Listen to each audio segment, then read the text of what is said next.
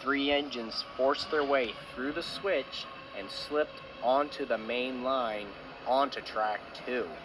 The same track Amtrak 94 was flying down.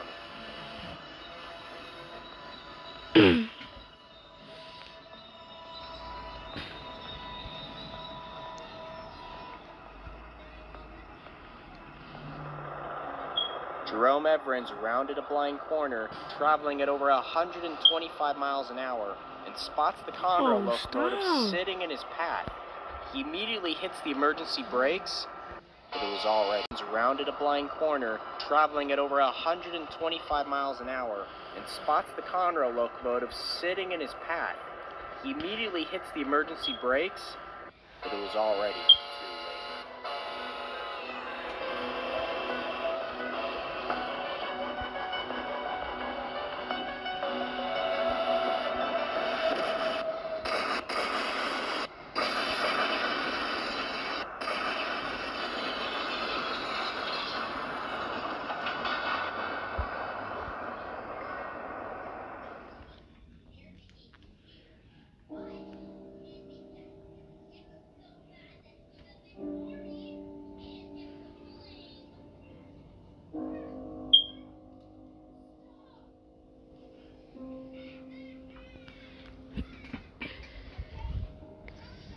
Amtrak 94 slams into the rear of Conrail ENS 121 at over 120 miles an hour. The force of the impact causes the rear Conrail locomotive 5045 to explode when the kinetic energy passed clean through the empty cab and into the prime mover, knocking it off its mounting and imploding it like throwing a hammer into a CRT TV screen.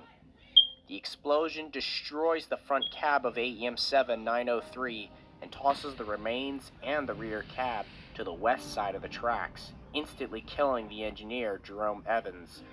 It's been said his decapitated head was found several feet from the impact site.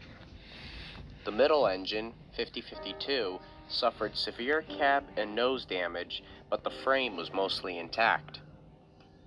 5044 suffered little damage but rolled several feet down the line from the impact before coming to a stop.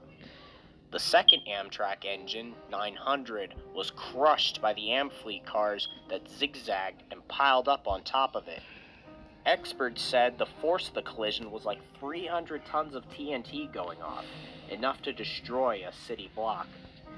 911 calls flooded the emergency dispatch centers, at first reporting an explosion, but later reporting the actual train derailment.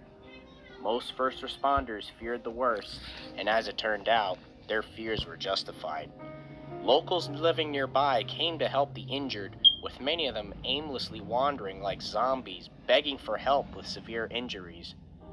Inside the mangled cars, luggage had fallen all around the victims, seats were ripped from their frames, crushing people, and even worse, inside the snack bar cars, the microwaves had flown from the snack bars and wedged themselves into the walkways, jamming exits.